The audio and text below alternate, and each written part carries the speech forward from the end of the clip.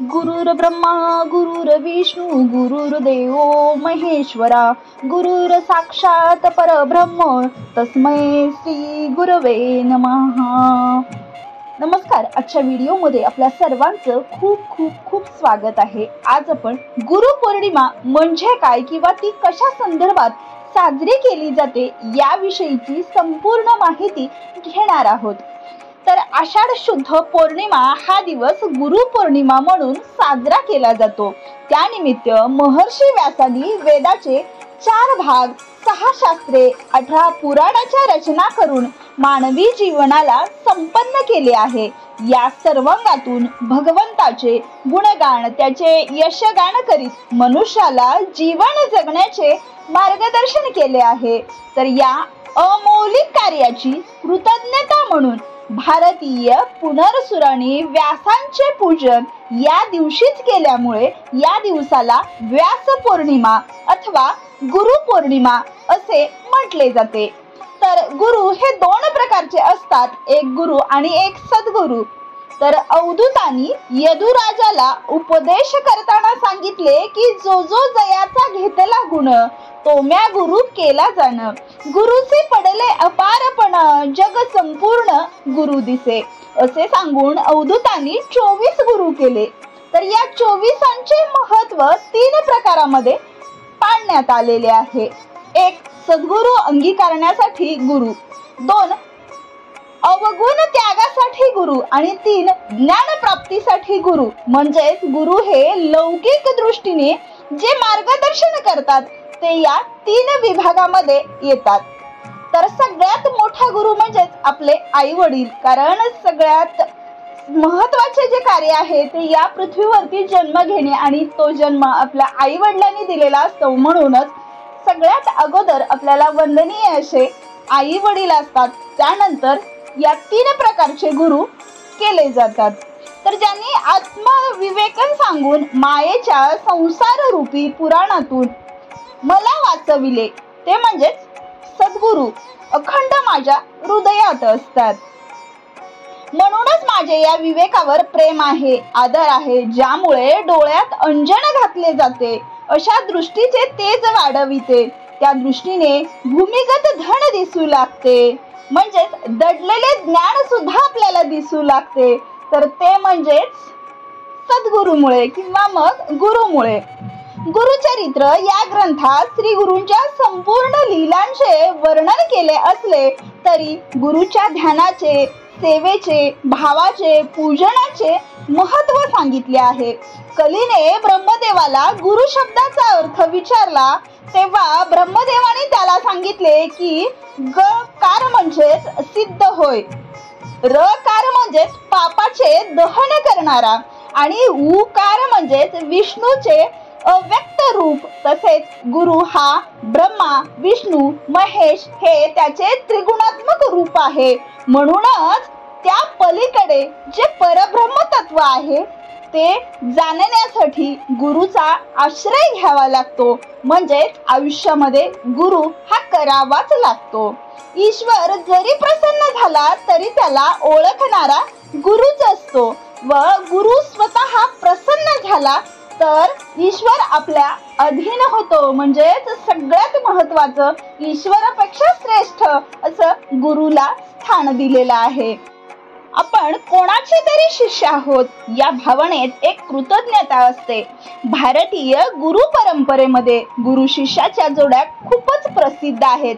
जनक याज्ञवल्क, शुक्राचार्य जनक, कृष्ण सुदामा, सुदामा संदीपान, विश्वामित्र राम, लक्ष्मण, परशुराम कर्ण, द्रोणाचार्य अर्जुन अशी अनेक गुरु शिष्यांची परंपरा आपल्या भारतीय भूमीमध्ये घडलेली आहे। मात्र एकलव्याची गुरुनिष्ठा पाहिली की सर्वांचेच मस्तक नम्र झाल्याशिवाय राहत नाही।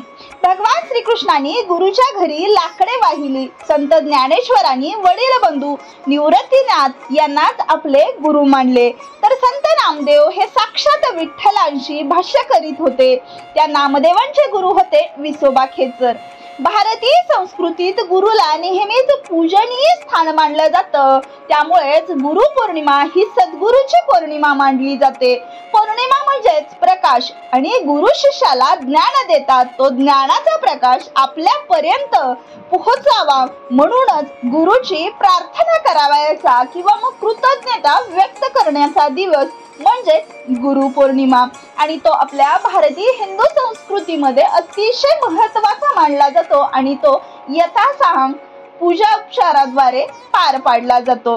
गुरु म्हणजे ज्ञानाचा सागर. जलाशयात पाणी विपुल आहे, परंतु घटाने किंवा मग घागरीने हे पाणी काढण्यासाठी आपली मान खाली केल्याशिवाय म्हणजेच आपण विनम्र झाल्याशिवाय पाणी मिळूच शकत नाही. त्याचप्रमाणे गुरुजवळ शिष्याने नम्र झाल्याविना त्याला ज्ञान प्राप्त होतच नाही. हे सर्वांनीच लक्षात ठेवावं लागतं. गुरु विनमय ज्ञान कहाँ से लाऊ हीच खरी वाक्यता आहे. गुरु म्हणजे अज्ञानाचा अंधकार नाहीसा करून ज्ञानाच्या प्रकाशाच्या वाटेकडे घेऊन जाणारा सगळ्यात मोठा परमार्ग आहे. आपल्या जीवनात गुरुंना जेवढे महत्त्व आहे तेवढेच किंबहुना त्यापेक्षा जास्त महत्त्व सद्गुरूंना आहे. सर्व मानव जातीला परमार्थिक आध्यात्मिक उन्नतीचा मार्ग दाखविणारे, भक्ताला साधकाला मोक्षदान प्राप्त करणारे सद्गुरू यांच्या स्मरणार्थ त्यांच्याबद्दल कृतज्ञता व्यक्त करण्यासाठी गुरुपौर्णिमा म्हणजेच आषाढ पौर्णिमा हा पर्वकाळ आहे. आणि तो अतिशय चांगल्या पद्धतीने गुरु शिष्यांच्या जोडीला समर्पित अशी पूजा अर्चा किंवा गुरुच्या कृतज्ञता प्राप्त करण्याची ही एक संधीच असते.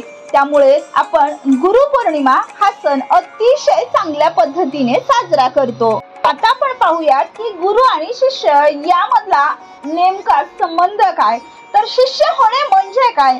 आध्यात्मिक उन्नती करून इच्छिणाऱ्या साधकाच्या जीवनात गुरुचे महत्त्व अधिक असते. पण गुरुचे मन जिंकण्यासाठी चांगला शिष्य होणे सुद्धा खूप आवश्यक असते. शिष्यत्वाचे महत्त्व, इतर नाती आणि शिष्य याच्यातील भेद तसेच गुरु कोणाला करावे याविषयीची माहिती आपण घेऊयात. शिष्य या शब्दाची व्याख्या किंवा अर्थ काय. तर आध्यात्मिक उन्नती होण्यासाठी जो गुरुंनी सांगितलेली साधना करतो त्याला शिष्य असे म्हणतात. कुलावर्ण तंत्रात शिष्याची व्याख्या करताना म्हटले जाते की शरीर परमार्थनस्य सद्गुरुभ्यो निवेदताः गुरुभ्यो शिक्षते योग्य शिष्य इत्याभिधीयते. म्हणजेच जो तन मन धन आणि प्राण म्हणजे सर्वस्व अर्पण गुरुंना समर्पण करून त्यांच्याकडून योग शिकतो त्याला शिष्य असे म्हटले जाते. तर शिष्याचे महत्त्व काय की देव आणि ऋषी, पितर आणि समाज ही 4 ऋणे शिष्याला फेडावी लागत नाहीत. तर गुरु कोणाला करावे जिथे आपले समाधान होते, संशय शंका मिटतात तेच गुरुपद म्हणावे. गुरुपद गुरुतत्व या सर्व ठिकाणी एकच असते. म्हणूनच म्हणतात ज्या ज्या ठिकाणी मन जाण माझे त्या त्या ठिकाणी निजरूप तुझे मी ठेवितो मस्तक ज्या ठिकाणी तेथे सद्गुरु तुमचे पाय दोन्ही. म्हणजेच गुरुतत्व एकच असल्यामुळे सर्व सद्गुरूमध्ये आपले सद्गुरू आपल्याला पाहता आले पाहिजे. हे सद्गुरू साधकाला समाधानात ठेवून संकटे सहन करण्याची शक्ती देतात. साधकाच्या प्रारब्धात यत्किंचितही बदल फेरफार करत नाहीत, परंतु तो भोग सोयीने म्हणजे अगदी सहज गतीने कसा भोगता येईल याची तरतूद मात्र निश्चितच करतात. भोगाची तीव्रता कमी करतात. भोग भोगताना जी मदत आवश्यकता असेल त्याबद्दल मार्गदर्शन करतात. जर आपल्याला आध्यात्मिक ज्ञान मिळावे असे वाटत असेल तर सद्भावाने सद्गुरु चरणाची सेवा करावी. जिथे मोक्ष देणारी म्हणजेच काशी पंढरपूर हे तीर्थक्षेत्र जावे.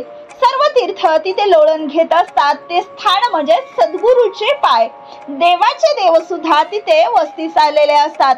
सद्गुरूचा महिमा अपार आहे. तो ऋषी मुनींना सुद्धा वर्णन करता आला नाही.